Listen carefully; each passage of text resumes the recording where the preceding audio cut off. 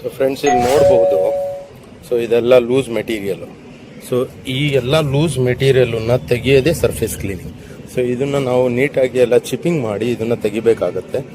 So ತೆಗೆದು ಇದನ್ನು mother slab ಅಂತ ಏನು ಹೇಳ್ತೀವಿ ಆ ರೀತಿ ಸ್ಲ್ಯಾಬ್ ನೋಡಿ, ಈ ರೀತಿ ಫ್ಲ್ಯಾಟ್ ನಿಮ್ಮ ಮೋಲ್ಡ್ ಹಾಕಿದಾಗ ಯಾವ ರೀತಿ ಇರುತ್ತೆ ಆ ರೀತಿ ಇದನ್ನು ಫ್ಲ್ಯಾಟ್ ಮಾಡೋದೇ ಸರ್ಫೇಸ್ ಕ್ಲೀನಿಂಗ್ಸು. ಇದನ್ನು ರಿಮೂವ್ ಮಾಡಬೇಕಾಗತ್ತೆ. ಇದೆಲ್ಲ ವೇಸ್ಟ್ ಮೆಟೀರಿಯಲ್ ಏನಾಗಿರುತ್ತೆ ಈ ಮದರ್ ಸ್ಲ್ಯಾಬ್ ಮೇಲೆ ಕುತ್ಕೊಂಡು ಹಾಗೆ ಫಿಕ್ಸ್ ಆಗಿರುತ್ತೆ. ಸೊ ಇದನ್ನು ರಿಮೂವ್ ಮಾಡಬೇಕಾಗತ್ತೆ ನಾವು ಚಿಪ್ಪಿಂಗ್ ಮಷೀನ್ ಅಥವಾ ನಮ್ಮ ಮ್ಯಾನ್ಯುವಲಿಯಿಂದ ರಿಮೂವ್ ಮಾಡಬೇಕಾಗತ್ತೆ. ಅದಾದ ನಂತರ ಎರಡನೇ ಪ್ರೊಸೆಸ್ ನಾನು ಏನು ಹೇಳಿದೆ, ಸೈಡ್ ವಾಲ್ ಹಾಂಚಿಂಗು. ನೋಡಿ ಇದೇ ಸೈಡ್ ವಾಲ್ ಹಾಂಚಿಂಗು.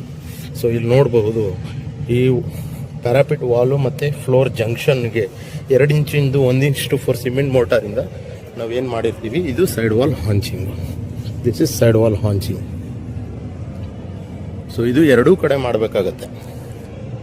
ಪ್ಯಾರಾಪಿಟ್ ವಾಲಿನ ಎರಡೂ ಕಡೆ ಮಾಡಬೇಕಾಗತ್ತೆ. ಸೊ ಇದು ಸೈಡ್ ವಾಲ್ ಹಾಂಚಿಂಗ್ ಆಗಿದೆ. ಸೈಡ್ ವಾಲ್ ಹಾಂಚಿಂಗ್ ಆದಾದ ನಂತರ ಕೆಮಿಕಲ್ ಕೋಟಿಂಗ್ ಪ್ರೋಸೆಸ್ ನೋಡ್ಬೋದು ನೀವು ಇಲ್ಲಿ ನೋಡಿ. ಇದು ಲೇಯರ್ ಆಫ್ ಕೆಮಿಕಲನ್ನು ಅಪ್ಲೈ ಮಾಡಿರೋದು. ಸೊ ಸರ್ಫೇಸ್ ಕ್ಲೀನಿಂಗ್ ಅದಾದ ನಂತರನೇ ಕೆಮಿಕಲ್ ಕೋಟಿಂಗ್ ಮಾಡಬೇಕಾಗತ್ತೆ. ಯಾಕಂದರೆ ಈ ಸರ್ಫೇಸ್ ಕ್ಲೀನಿಂಗ್ ಮಾಡಿದ್ರೆ ನಾವು ಬೈ ಚಾನ್ಸ್ ಹಾಗೆ ಬಿಟ್ಟಿದ್ರೆ ಈ ಕೆಮಿಕಲ್ ಇದ್ರ ಮೇಲೆ ಹಿಡಿಯೋದಿಲ್ಲ. ಸೊ ಈ ಕೆಮಿಕಲ್ ಕೋಟಿಂಗನ್ನು ಮಾಡಲೇಬೇಕಾಗತ್ತೆ. ಸೊ ನೋಡ್ಬೋದು ನೀವು 2 ಕೋಟ್ ಕೆಮಿಕಲ್ ಕೋಟ್ ಆಗಿದೆ ಇದ್ರ ಮೇಲೆ ಎಂಟೈರ್ ಏರಿಯಾ. ಸೊ ಇದರಲ್ಲಿ ಬಹಳ ಇಂಪಾರ್ಟೆಂಟ್ ಏನಂದರೆ ಏನಾದರೂ ಕ್ರ್ಯಾಕ್ಸು ಅಥವಾ ಡ್ಯೂರಿಂಗ್ ಕಾಂಕ್ರೀಟ್ ಹಾಕೋ ಟೈಮಲ್ಲಿ ಕ್ರ್ಯಾಕು ಡೆವಲಪ್ ಆಗಿದ್ದರೆ ಆ ಕ್ರ್ಯಾಕನ್ನು ಭಾಳ ಇಂಪಾರ್ಟೆಂಟಾಗಿ ಫಸ್ಟು ಅಟೆಂಡ್ ಮಾಡಬೇಕಾಗತ್ತೆ. ಸೊ ಸರ್ಫೇಸ್ ಕ್ಲೀನಿಂಗ್ ಆದ ನಂತರ side wall haunching, then chemical coating process. So ಇಲ್ಲಿವರೆಗೆ ನೀವು ನೋಡ್ಬೋದು ಕೆಮಿಕಲ್ ಕೋಟಿಂಗ್ ಪ್ರೋಸೆಸ್ ಆಗಿದೆ. ಸೊ ನೆಕ್ಸ್ಟ್ ನಾವು ಪ್ರೋಸೆಸ್ ಪ್ರಕಾರ ಬ್ರಿಕ್ ಲೇಯಿಂಗ್ ಅದಕ್ಕೆ ಹೋಗೋಣ. ಬ್ರಿಕ್ ಲೇಯಿಂಗಿಗೆ ಸೊ ಫ್ರೆಂಡ್ಸ್ ಇಲ್ಲಿ ನೋಡಿ ಇದೇ ಬ್ರಿಕ್ಸು. ಸೊ ಈ 4 ಇಂಚು ಬ್ರಿಕ್ಕನ್ನು ಈ ರೀತಿ ನಾವು ಹಾಕಬೇಕಾಗತ್ತೆ ಸ್ಲ್ಯಾಬ್ ಮೇಲ್ಗಡೆ. ಸೊ ಇದು ಥಿಕ್ನೆಸ್ ನೀವು ನೋಡಬಹುದು ಇಷ್ಟು ದಪ್ಪ ಬರುತ್ತೇವೆ. ಇದರಲ್ಲಿ ಮೋಟಾರ್ ಇರುತ್ತೆ ಕೆಳಗಡೆ 1:4 ಮಿಕ್ಸಿಂಗ್ ಸಿಮೆಂಟ್ ಮಿಕ್ಸಿಂಗ್ ಮೋಟಾರನ್ನು ಹಾಕ್ಬಿಟ್ಟು ಅದ್ರ ಮೇಲ್ಗಡೆ ಈ ಇಟ್ಟಿಗೆಯನ್ನು ಜೋಡಿಸ್ಬೇಕಾಗತ್ತೆ. ಸೊ ಇದು ಯಾವ ರೀತಿ ಅಂದರೆ ಫಸ್ಟ್ ಆಫ್ ಆಲ್ ನಾವು ಇಟ್ಟಿಗೆ ಜೋಡಿಸೋ ಪ್ರೊಸೆಸ್ಸಲ್ಲಿ ಪೈಪ್ ಹತ್ರ ಒಂದು ಅರ್ಧ ಇಂಚು ಸ್ಲೋಪ್ ಕೊಡಬೇಕಾಗತ್ತೆ. ಅದಾದ ನಂತರ ಇಲ್ಲಿ ಪೈಪು ಕಾರ್ನರು ಅರ್ಧ ಇಂಚ್ ಬರುತ್ತೆ. ದೆನ್ ಹೀಗೆ ಮೂವ್ ಆಗಿ ಮ್ಯಾಕ್ಸಿಮಮ್ ಲೆವೆಲ್ ನೋಡಿ, ಇದು ಟಾಪ್ ಲೆವೆಲು. ಇಲ್ಲಿಗೆ ಟಾಪ್ ಲೆವೆಲ್ ಬಂತೀವಿ ನಾವು ಇದಕ್ಕೆ. ಸೊ ಇಲ್ಲಿ ಫುಲ್ ಬ್ರಿಕ್ಕನ್ನ ಲೇ ಮಾಡಿರ್ತೀವಿ. ಸೊ ಹೀಗೆ ಎಂಟೈರ್ ಏರಿಯಾನ ಬ್ರಿಕ್ಕನ್ನು ಲೇ ಮಾಡಿ ಇದ್ರ ಮೇಲ್ಗಡೆ 1 or 2 ಡೇಸ್ ನೀಟಾಗಿ ಚೆನ್ನಾಗಿ ಇದು ಕ್ಯೂರಿಂಗ್ ಮಾಡಬೇಕಾಗತ್ತೆ, ನೀರು ಬಿಡಬೇಕಾಗತ್ತೆ. ನೋಡಿ ಇವಾಗ ನಾವು ಬಿಡ್ತಾ ಇದ್ದೀವಿ, ಇದು ಆಲ್ರೆಡಿ 1 or 2 ಡೇಸ್ ಆಗಿದೆ ಬ್ರಿಕ್ಸ್ ಲೇ ಮಾಡಿ. ಸೊ ಇದ್ರ ಪ್ರಕಾರ ನಾವು ನೀರನ್ನು ಬಿಡ್ತಾ ಇದ್ರೆ ಸೊ ಈ ಬ್ರಿಕ್ಸ್ ಯಾವುದೇ ರೀತಿ ಕರಗಿದ್ರೆ ಮಣ್ಣಲ್ಲಿ ಆಗಿರುವಂಥ ಬ್ರಿಕ್ಸಿಂದ ಕಾರಣ ಕರಗೋ ಚಾನ್ಸಸ್ ಇರುತ್ತೆ. ಸೊ ಈ ಕರಗಿರುವಂಥ ಬ್ರಿಕ್ಸನ್ನು ಇಟ್ಟಿಗೆನ ನಾವು ತೆಗೆದುಬಿಟ್ಟು ರಿಪ್ಲೇಸ್ ಮಾಡಿ ಚೆನ್ನಾಗಿರೋ ಇಟ್ಟಿಗೆನ ಹಾಕಬೇಕಾಗತ್ತೆ ಮತ್ತೆ. ಸೊ ಇದು brick bat laying brothers. So ಇದು ಬಂದು ನಿಮಗೆ 4th ಪ್ರೋಸೆಸ್ಸಲ್ಲಿ ಬರುತ್ತೆ.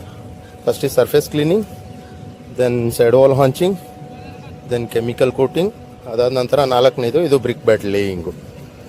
ಸೊ ಈ ಬ್ರಿಕ್ಕನ್ನು ಲೇ ಮಾಡಿದ ನಂತರ ನಾವು 1 or 2 ಡೇಸ್ ನೀಟಾಗಿ ಕ್ಯೂರಿಂಗ್ ಮಾಡಬೇಕಾಗತ್ತೆ.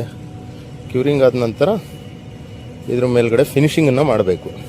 ಸೊ ಫಿನಿಷಿಂಗ್ ಪ್ರೋಸೆಸ್ಸನ್ನು ತೋರಿಸ್ತೀನಿ ನೋಡಿ ನಿಮಗೆ. ಸೊ ಫ್ರೆಂಡ್ಸ್ ಇದು ನೋಡಿ ಬ್ರಿಕ್ ಬ್ಯಾಟ್ ಲೇ ಮಾಡಿದ ಮೇಲ್ಗಡೆ ನಾವು ಫಿನಿಷಿಂಗ್ ಪ್ರೋಸೆಸ್ಸನ್ನು ಮಾಡ್ತೀವಿ. ಸೊ ಈ ರೀತಿ 1:3 ಸಿಮೆಂಟ್ ಮೋಟಾರನ್ನು ಮತ್ತೆ ಅದ್ರ ಮೇಲೆ ಕಲಸಿ ಎಲ್ಲ ರೀತಿ ಇಡಿಗೆ ಗ್ಯಾಪಲ್ಲಿ ಎಲ್ಲ ಕಡೆ ಇದನ್ನು ಹರಳಿಸಿ ಎಲ್ಲ ಫಿಲ್ ಮಾಡಬೇಕಾಗತ್ತೆ. ಈ ರೀತಿ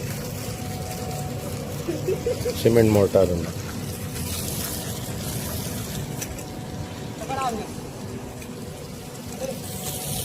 ನೋಡ್ಬೋದು. ಇಲ್ಲಿ ಎಲ್ಲ ಕಡೆ ಇದು ಸಿಮೆಂಟ್ ಮೋಟಾರನ್ನು ಅಪ್ಲೈ ಮಾಡ್ತಾ ಇದ್ದೀವಿ. ಸೊ ಇದರಲ್ಲಿ ಅಡ್ಮಿಕ್ಸರನ್ನು ಆ್ಯಡ್ ಮಾಡಬೇಕಾಗತ್ತೆ. ಬೇಸಿಕಲಿ ಕಾನ್ಪ್ಲಾಸ್ಟ್ 421 IC ಅಂತ 4 ಸ್ಟ್ರೋಕಲ್ಲಿ ಬರುತ್ತೆ. ಸೊ ಈ ಅಡ್ಮಿಕ್ಸರನ್ನು ಆ್ಯಡ್ ಮಾಡಿ ನೀವು ಇದನ್ನು ಫಿನಿಶಿಂಗನ್ನು ಕೊಡಬೇಕಾಗತ್ತೆ. ಸೊ ನೋಡ್ಬೋದು ಫ್ರೆಂಡ್ಸ್, ಇದು ಮಡ್ಡಿಯನ್ನು ಎಳೆದಿದ್ದಾರೆ. ಸೊ ಇವಾಗ ಇದು ತುಂಬ ಹಸಿ ಇದೆ. ಇದೊಂದು ಸ್ವಲ್ಪ ನೀಟಾಗಿ ಎಲ್ಲ ಲೆವೆಲ್ ಮಾಡಬೇಕಾಗತ್ತೆ. ಎಲ್ಲ ಕಡೆ ಸ್ಲೋಪು, ಯಾವ ಕಡೆ ನೀರು ಹೋಗಬೇಕು ಆ ಕಡೆ ಎಲ್ಲ ಸ್ಲೋಪನ್ನು ಮೇಂಟೈನ್ ಮಾಡಿ ಈ ಮಡ್ಡಿನ ಲೆವೆಲ್ ಮಾಡಬೇಕಾಗತ್ತೆ. ಪ್ರತಿಯೊಂದು ಇಟ್ಟಿಗೆ ಗ್ಯಾಪನ್ನು ಎಲ್ಲ ಕಡೆ ಫಿಲ್ ಮಾಡಿ ಈ ಮಡ್ಡಿನ ಲೆವೆಲ್ ಮಾಡಬೇಕಾಗತ್ತೆ. ಅದ್ರ ಜೊತೆಯಲ್ಲಿ ಈ ಸೈಡ್ ವಾಲಿನ ಗೋಡೆ ಏನಂತೀವಿ ನಾವು, ನೋಡ್ಬೋದು ನೀವು, ಈ ಪ್ಯಾರಾಪಿಟ್ ವಾಲು ಮತ್ತು ಫ್ಲೋರು, ಈ ಜಂಕ್ಷನನ್ನು ನಾವು ಸ್ವಲ್ಪ ಸ್ಲೈಟಾಗಿ ಕೋವಿಂಗ್ ಅಂತ ಹೇಳ್ತೀವಿ.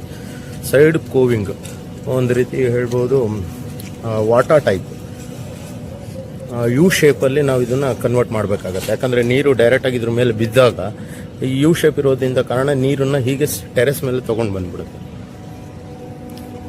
ಸೊ ಈ ರೀತಿ ಮಡ್ಡಿನ ನೋಡಿ ಅವ್ರು ಎಳಿತಾ ಇದ್ದಾರೆ. ಆ ರೀತಿ ಮಡ್ಡಿನ ಎಳ್ದು ನೀಟಾಗಿ ಲೆವೆಲ್ ಮಾಡ್ಕೊಳ್ಬೇಕಾಗತ್ತೆ. ಸೊ ಇದು ಲೆವೆಲ್ ಮಾಡಿದ ನಂತರ ಇದು ಸ್ವಲ್ಪ ಡ್ರೈ ಆಗ್ಲಿಕ್ಕೆ ಬಿಡಬೇಕಾಗತ್ತೆ.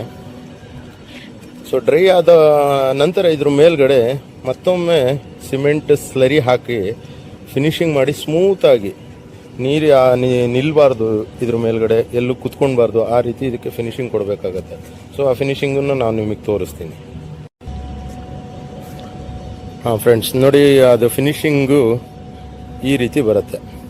ಅದ್ರ ಮೇಲ್ಗಡೆ ಸ್ಲರಿನ ಹಾಕಿ ಇದು ಫಿನಿಶ್ ಮಾಡಿದಾಗ ತುಂಬಾ ಸ್ಮೂತಾಗಿ ನೀವು ನೋಡ್ಬೋದು, ನೀರೆಲ್ಲೂ ನಿಂತ್ಕೊಳ್ಳೋ ಚಾನ್ಸಸ್ ಇರೋದಿಲ್ಲ, ಎಲ್ಲ ಹರಿದು ಬಂದ್ಬಿಡುತ್ತೆ ಕೆಳಗಡೆ. ಸೊ ಈ ರೀತಿ ಫಿನಿಶಿಂಗ್ ಮಾಡಿ ಇದ್ರ ಮೇಲ್ಗಡೆ ಥ್ರೆಡ್ ಮಾರ್ಕಿಂಗನ್ನು ಮಾಡ್ತೀವಿ. ದಾರವನ್ನು ಹೊಡಿಬೇಕಾಗತ್ತೆ. ಪ್ರತಿ 1.5 ಅಡಿ ಅಥವಾ 2 ಅಡಿಗೆ ಮಿನಿಮಮ್ 1 ಅಡಿ ಹೊಡೆದ್ರೆ ತುಂಬ ಒಳ್ಳೆಯದು. ಇದು 1 ಅಡಿಗೆ 1 ಅಡಿ ಇದೆ. ಸೊ ಇದು ಹೊಡೆಯೋದ್ರಿಂದ ಏನಾಗುತ್ತೆ ದಾರ, ಸೊ ಇದ್ರ ಕ್ರ್ಯಾಕ್ ಏನಾದರೂ, ಫಾರ್ ಎಕ್ಸಾಂಪಲ್ ಫ್ಯೂಚರಲ್ಲಿ ಏನಾದರೂ ಈ ಮಡ್ಡಿ ಬಿಸಿಲು ಜಾಸ್ತಿ ಬಿದ್ದು ಕ್ರ್ಯಾಕ್ ಆದಾಗ ಈ ಕ್ರ್ಯಾಕನ್ನು ಕಂಟಿನ್ಯೂ ಆಗಕ್ಕೆ ಬಿಡೋದಿಲ್ಲ. ಈ ದಾರ ಇಲ್ಲಿಂದ ಕ್ರ್ಯಾಕ್ ಬಂತು, ಹೀಗೆ ಕಂಟಿನ್ಯೂ ಆಗಕ್ಕೆ ಬಿಡೋದಿಲ್ಲ, ಇಲ್ಲಿಗೆ ಸ್ಟಾಪ್ ಆಗುತ್ತೆ ನೆಕ್ಸ್ಟ್. ಸೊ ಅವಾಗ ಏನಾಗುತ್ತೆ, ನಿಮಗೆ ಕ್ರ್ಯಾಕ್ ಡೆವಲಪ್ಮೆಂಟ್ ಆಗೋದಿಲ್ಲ ಈ ದಾರದಿಂದ. ಸೊ ಇದು ಫಿನಿಶಿಂಗ್ ಬ್ರದರ್.